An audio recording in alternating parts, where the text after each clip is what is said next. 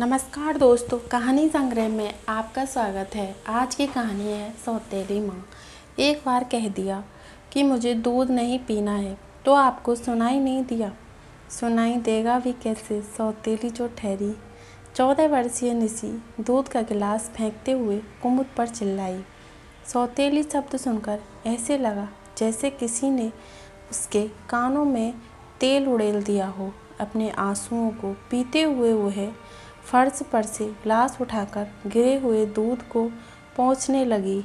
अनिरुद्ध बेटी को कुछ कहने जा ही रहे थे कि आँख के इशारे से मना कर दिया, जैसे कह रही हूँ धैर्य रखिए, बच्ची है, मैं सब ठीक कर दूँगी। 2 बहनों में कुमुद छोटी थी, माँ बाबा की दुलारी। उसके पापा उसे अक्सर ही कहते थे कि तू मेरे लिए बहुत लकी है। तेरे जन्म के बाद मेरी दुकान पर ग्राहकों की लाइन लगने लगी थी। उसकी बड़ी बहन उससे 5 साल बड़ी थी, लेकिन दोनों में बहुत दोस्ताना था। पिता ने अपनी सामर्थ्य के अनुसार दोनों बेटियों को शिक्षित करने का प्रयास किया। हर पिता की तरह वे भी चाहते थे मेरी आंखों के सामने ही बच्चियां अपना घर बसा लें। इंटर के बाद बड़ी बेटी रागिनी का विवाह कर दिया। किस्मत से उन्हें परिवार और दामाद दोनों अच्छे मिल गए।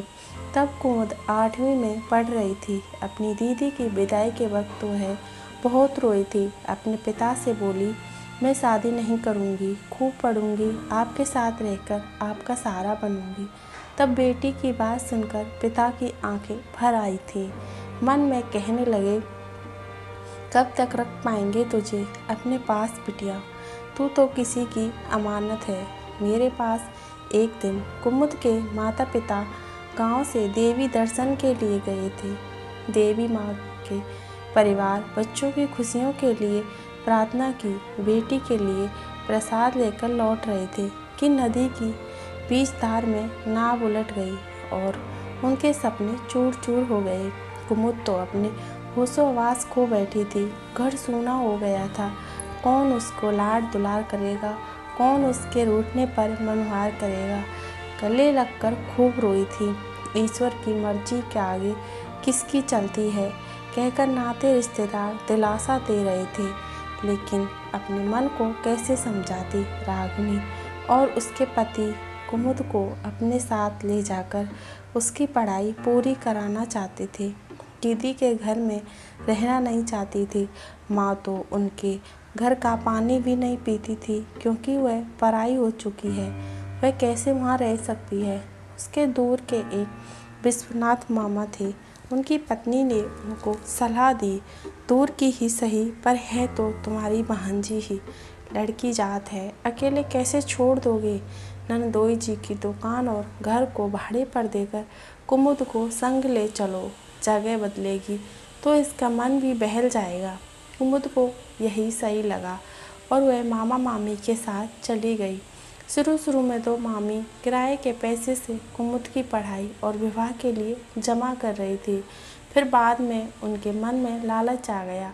कुमुद के पैसों पर अपने बच्चों का हक मानकर पति पर कुमुद के विवाह का दबाव डालने लगी।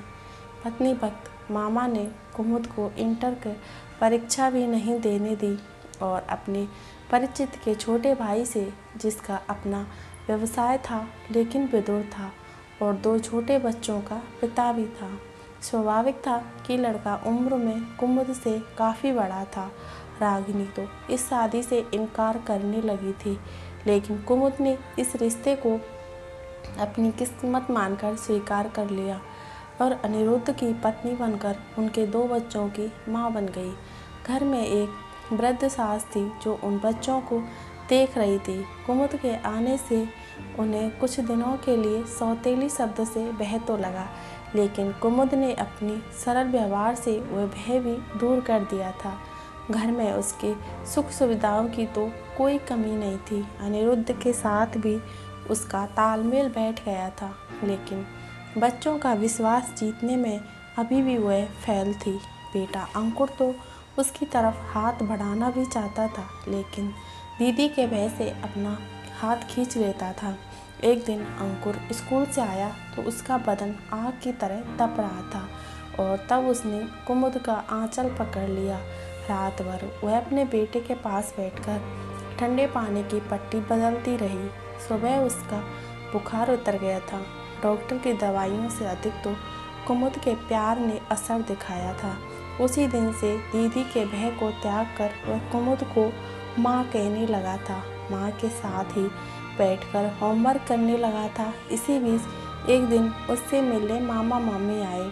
तब मामी तो उसकी शानो शौकत देखकर दंग रह गई। अपने स्वभाव के अनुसार मामी ने कुमुद पर धीरे से एक तीर छोड़ दिया। अपना बच्चा कर ले, इन परायों का क्या भरोसा। उसने भी उसी लहजे में मुस्कुराकर जवाब दिया।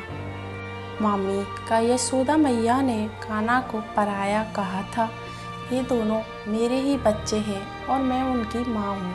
अनिरुद्ध के मित्र भी उसे बात बात में कह ही देते, यार बड़ी किस्मत वाले हो जो कुमुद भाभी जैसी पत्नी मिली। अनिरुद्ध की माँ बेटे का घर बसा देखकर संतुष्ट थी और एक दिन उन्होंने सोए सोए ही हमेशा के लिए अपनी आंखें मूंद लीं। स्कूल से खबर आई कि निशी बेहोश हो गई है। कुमुद तो दौड़ पड़ी। डॉक्टर ने चेकअप करके बताया कि कमजोरी है और कैल्शियम की भी कमी है, इसलिए वह निशी को दूध पीने के लिए कह रही थी, जिसके लिए निशी ने उसे दुत्कार दिया। समय पंख लगाकर उड़ता गया। अंकुर 9वीं कक्षा में आ गया और निशी कॉलेज में। निशी पहले से बहुत शांत हो गई थी, लेकिन अभी भी वह कुमुद को माँ के रूप में स्वीकार नहीं कर पा रही थी। कुछ महीनों से वह अपना खाली समय प्रशांत के साथ बिताने लगी। प्रशांत देखने में हैंडसम था और अमीर परिवार से ताल्लुक रखता था। उसके पिता इस कॉलेज के ट्रस्टी थे। ऐसे में निशी का उसकी ओर आकर्षित होना स्वाभाविक सी बात थी। घर आकर भी वह घंटे फोन पर लगी रहती। कुमुद को बेटी के रंग देखकर शक तो होता था, लेकिन पूछने की हिम्मत नहीं जुटा पा रही थी। एक दिन अंकुर उसके पास आया और बोला, दीदी क्या हुआ निशी को? वह घबरा उठी। अंकुर बोला, अभी तो कुछ नहीं हुआ, लेकिन बता ना। कुमुद दोनों हाथों से उसे झकझोरते हुए पूछने लगी। तब अंकुर ने बताया कि उसके दोस्त का लड़का दीदी के कॉलेज में ही पढ़ता है। निशी ने बताया है कि दीदी जिस लड़के के साथ घूमती है वह अमीर बाप की औलाद है और बस अंकुर मैं समझ गई। तो निशी या पापा से भी कुछ मत कहना। मैं कल ही कॉलेज जाकर सब ठीक करती हूँ। कहकर वह कल की योजना बनाने लगी। दोनों बच्चों और अनिरुद्ध के जाते ही वह कॉलेज गई और प्रिंसिपल सर को पूरी बात बताई। और प्रिंसिपल सर ने भी उसे बताया, प्रशांत तो ट्रस्टी का बेटा है, वह तो टाइम पास करने कॉलेज आता है, लेकिन इसके चक्कर में निशी कॉलेज की क्लासें मिस कर रही है। फिर उन्होंने कुमुद को आश्वासन दिया कि आप निश्चिंत होकर घर जाइए, मैं सब कुछ ठीक कर दूंगा। फिर उन्होंने निशी को अपने केबिन में बुलाया और प्रशांत की सच्चाई उसके सामने रख दी। पहले तो उसे विश्वास ही नहीं हुआ। बाद में उसी क्लासमेट ने बताया कि निशी तू तो इस कॉलेज में नई है, लेकिन हम तो उसे स्कूल से जानते हैं।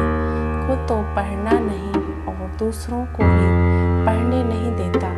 घूमने फिरने में उसकी रुचि है और लड़कियों को तो वह खिलौना, इसके आगे वह सुन न सकी और उसकी आंखें खुल चुकी थीं। उसने प्रिंसिपल सर को धन्यवाद देना चाहा। तभी सर ने कहा कि धन्यवाद तुम अपनी माँ को दो, तुम बहुत लकी हो जो तुम्हें इतनी अच्छी माँ मिली है। मैं जानता हूँ कि उन्होंने तुम्हें जन्म नहीं दिया है, लेकिन बचपन में तुमने किसी एक के कहने से मान लिया। सभी सौतेली माँ स्वार्थी और लालची होती हैं। तुम नहीं जानती, हर महीने यहाँ आकर तुम्हारे बारे में पूछती रहती हैं कि तुम्हें कोई परेशानी तो नहीं है, और तुम सॉरी सर कहते हुए उसकी आंखों से आंसू बहने लगे, जिसमें उसे अपनी गलती और माँ को गलत समझने का पछतावा था। कुछ दिन घर में निशी का प्रवेश हुआ था। निशी कुमुद को तो माँ कह रही थी, लेकिन अभी दोनों के बीच में दूरी थी। 6 महीने लगे दोनों को सहेली बनने में। निशी जब टेक्सटाइल डिजाइनिंग का कोर्स कर रही थी, तभी निशांत से उसकी दोस्ती हुई थी। दोस्ती फिर प्यार में बदल गई। कोर्स कंप्लीट होते ही निशांत ने अपने पिता की टेक्सटाइल मिल ज्वाइन कर ली और अपनी माँ को निशांत के बारे में बताने वाली ही थी। एक दिन निशांत अपने पिता के साथ निशी के घर आए और सब कुछ जल्दी जल्दी तय हो गया। अनिरुद्ध और कुमुद खुश थे कि बेटी उस घर में जा रही है जहां उसे अपनी प्रतिभा को निखारने का पूरा मौका मिलेगा। विदाई के वक्त निशी अपनी माँ से लिपटकर इतना रोई कि सभी की आंखें नम हो गईं।